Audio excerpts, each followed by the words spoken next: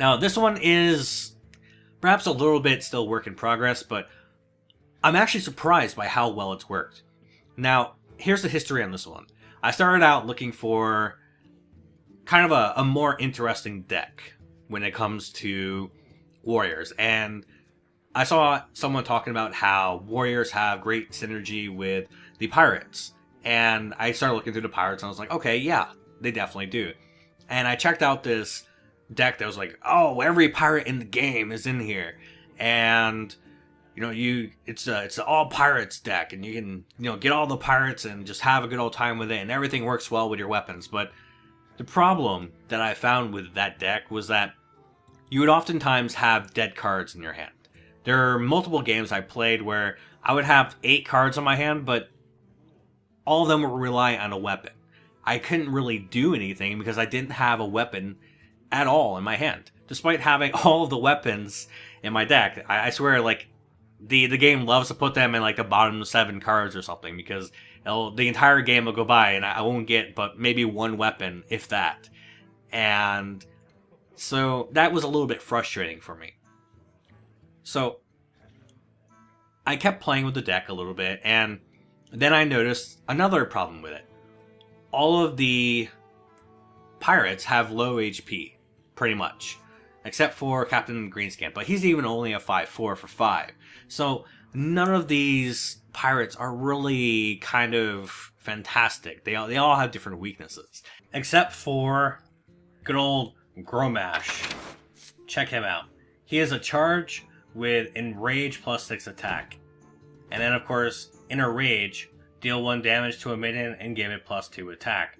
So you basically go ahead and you take him from a 4/9 to a 10/8, and he has charge. That is incredibly powerful, and that's kind of why I really wanted to get him unlocked and get him into my deck. He was definitely worth the crafting cost, let me just say that. And the way this deck works, if we get to turn 8 or turn 7 in a coin, I can basically just use him as a finisher. And of course I have some other stuff I can also toss on him too if I really want to. And really, it's just a lot of times I've had an enemy down to 12 to 14 HP, or maybe even like 6 or so. Like, they're just below 10, and I don't really have anything else to finish them off. Gromash gets dropped, and then I drop an Inner Rage on him, and game over. Very few people have a good counter to Gromash. So as long as I'm getting rid of their taunts and I'm preventing them from having a bunch of secrets built up and so on and so forth that would basically screw this over, then come endgame, he's pretty much a guaranteed 10 damage to the face immediately, and there's nothing they can do about it. But basically, I kept tweaking it, and I kept seeing some common themes that I was having trouble with. First of all, taunts.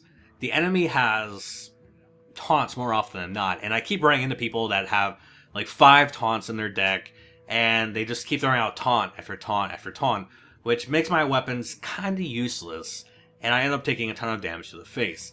And of course, they love to throw out an 8/8 creature with taunt on it, and of course, you can't really deal with that with what I've got in this deck. So that's why I put the Black Knight in. The Black Knight has actually worked really well so far, and I don't think there has been a game that's gone by where we've gotten to late game that I haven't used the Black Knight, and in a couple of cases has actually saved my ass, because they throw down this big old taunt, they buff it up and everything else, and it's like a 10/8 or like a 12/10 taunt after they get done buffing it, and you're like, man, that's pretty scary. Oh, Black Knight, dead. And it's perfect for that. Then, of course, the other weakness is that I don't have any very high HP minions in this deck. As you see, Gorehowl at 7 is my highest cost card, and that's 1 attack for 7 damage, or up to 6 attacks to enemy minions if I so choose to use it in that way. And of course, it's susceptible to Swamp Oozes and similar cards that do damage to weapons. So what I did instead was I threw in a Faceless Manipulator and a Sylva's Runrunner. The reason for this is because basically I can use these cards to supplement what I don't have from my enemy. Or I could even clone one of my own cards to kind of buff them up. For example, I've used the Faceless Manipulator on the Argent Commander, and so I have 2/4/2s with charge, and I can potentially use them on the same turn if I have a coin. That's pretty fantastic, and I have actually used that in the game to my advantage. And then, of course, I have some control in my deck, because, first of all, I love control decks. I love just keeping their minions off the field. So I have some Whirlwinds on my deck, I have some Executes for their big minions that they inevitably will throw out, and of course, my Inner Rage. Inner Rage, I absolutely love this card because it's 0 cost, it does 1 damage, and I've used it both either to buff my own guys, or for killing off one of their own guys. Say something has 6 life, and you can only do 5 damage to it in a turn. You've got no more mana, you can't do anything else. So, an Inner Rage costs you 0. No mana whatsoever. You can throw it out at any time in your turn. So do 5 damage, throw an Inner Rage on it, it's dead. Now, perhaps not the best use of Inner Rage, but sometimes in those situations, I don't really have a choice. I have to get rid of this massive creature on the field, otherwise it's going to beat my face in. Now, a lot of people use weapons, and I am not a big fan of other people using weapons besides myself, so I threw in an Aesthetic Swamp Ooze. Now, there is a pirate card that is a 1/2 for 1 cost and will take away 1 durability from the weapon, but there's some weapons that have 4 durability or 2 or 3 durability, and with the rogues, they have a weapon where every time a secret is played, I might be wrong on this, it might be hunters, it's either rogues or hunters, so don't quote me on this, but every time a secret is revealed, I should say, not played, but every time a secret is revealed, it gets +1 durability. And it's incredibly... Oh, it's hunters. I know somebody's going to yell at me in the comment section for this, but it's hunters. I had a moment there. So, basically, you will have that weapon to deal with, and I hate it so much because they'll throw out a whole bunch of secrets, and you have no choice but to reveal them, and it keeps giving the weapon durability. I had a lot of difficulties with that and a couple of matches going up against hunters, so I threw this in here, and of course it's good against priests and so on and so forth, and of course, shamans or other warriors. So Aesthetic Swamp Ooze absolutely been a great card to have in my deck. It's given me excellent value so far. The Captain's Parrot, that's an obvious one to me. 2 cost card gives you card draw. The Acolyte of Pain, again, these are fantastic cards. I've seen so many decks that have these Acolytes of Pain in them because, you can potentially get 3 cards from every single one of these. You're not really worried about the damage it does. And of course, you can combine this with an Inner Rage and a Whirlwind on a single turn to automatically get 2 cards out of it. And I have done this before.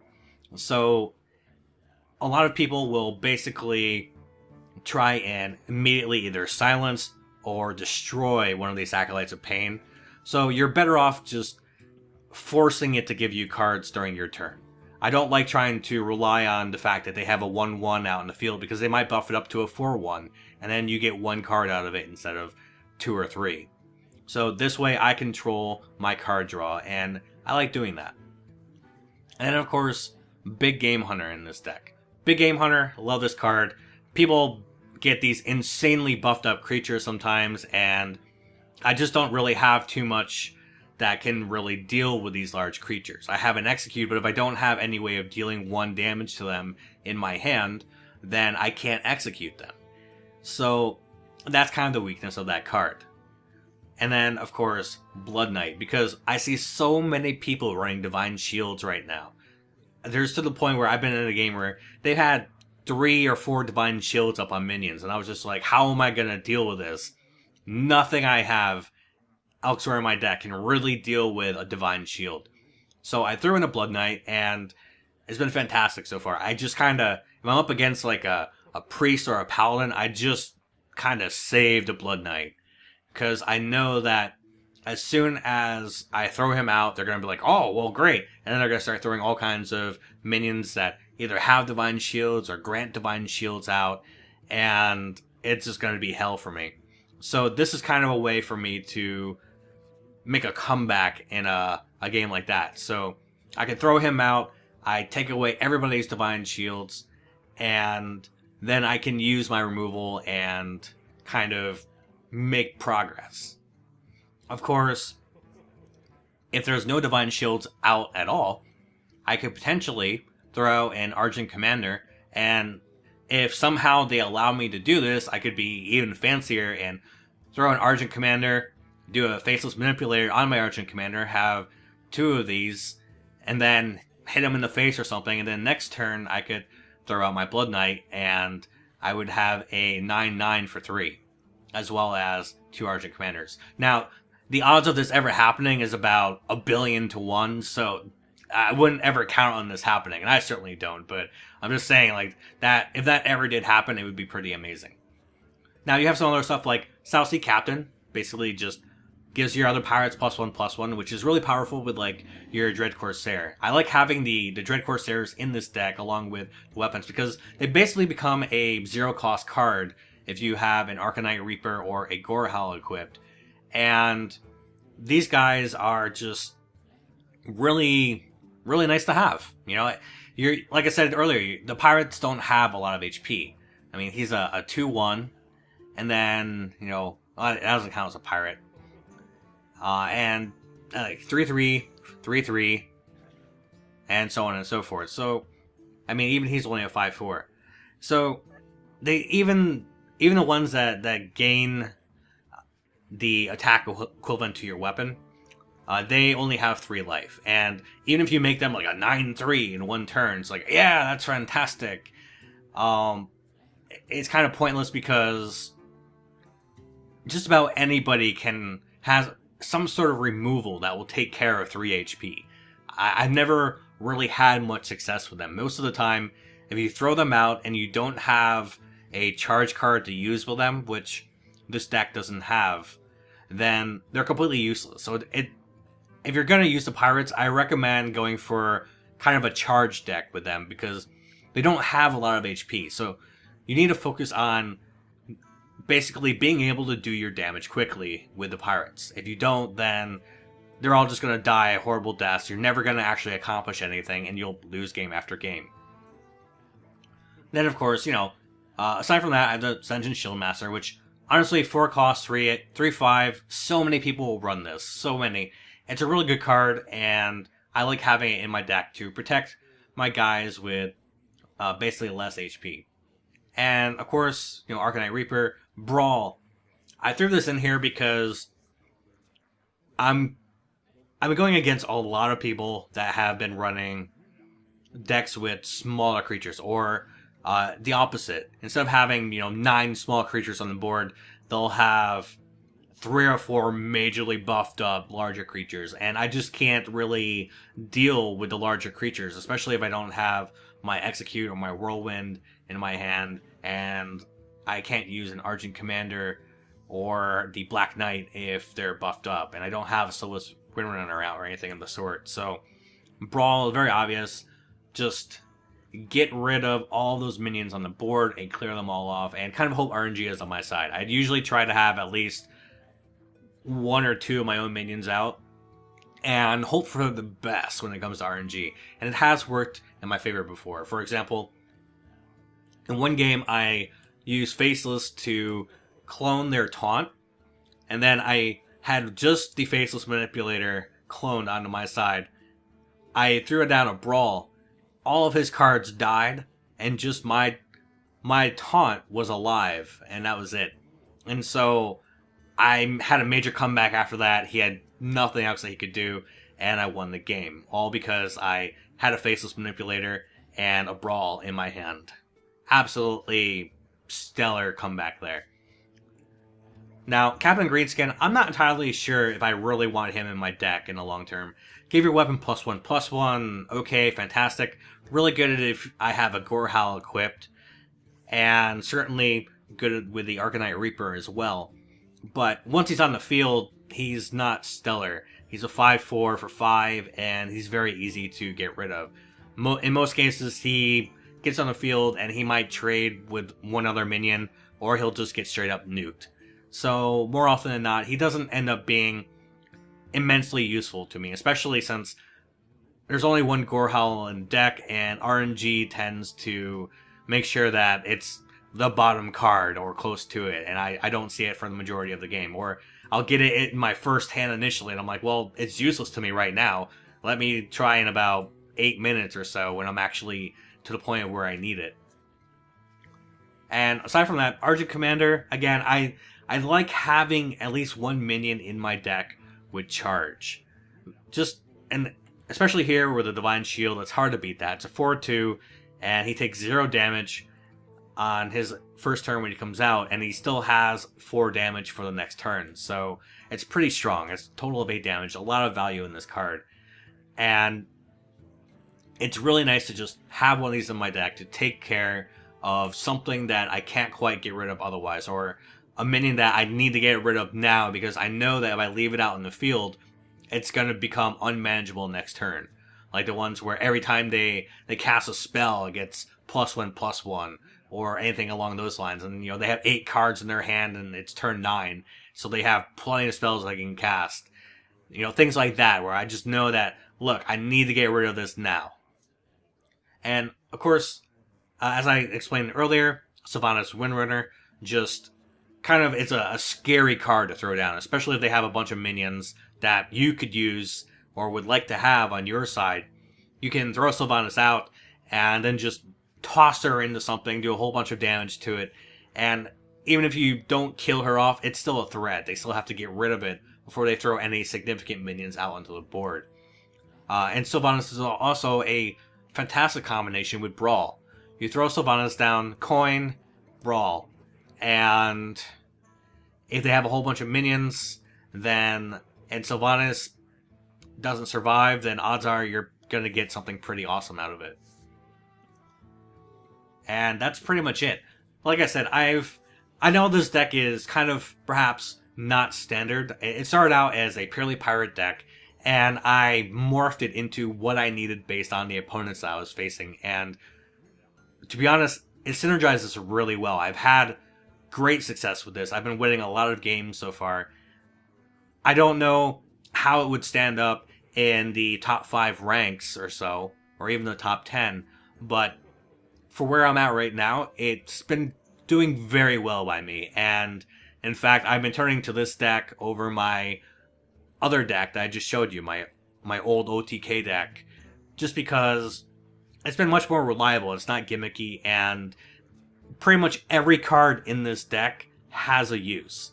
There's no real dead cards, and that's what I usually end up running into with some of the other decks that I tried in the past, especially with the all pirate deck. You have too many dead cards in your hand at any given time. At least with this deck, I know that every single card has a purpose and will accomplish something, no matter when I throw it out. Anyway, thanks for watching, and I have some games I play with these decks, and I'll go ahead and dig through them, and I'll see about posting them up if you guys want to check them out. Otherwise, you might want to give these a whirl yourselves and perhaps tweak them to your own preferences. I'm not saying they're the best decks ever or anything of the sort, and I know that building decks is very much a matter of preference, so I'm absolutely 100% sure that somebody is going to look at my decks and be like, oh, well, I would put this in it, I would put that in it instead, and so on and so forth. And you know what? You may be absolutely correct, and I'm totally open to someone saying, well, hey, what if you substituted this for that? So, anyway, again, thanks for watching, guys, and I hope you enjoyed it, and I'll talk to you next time. This is Striketh, checking out.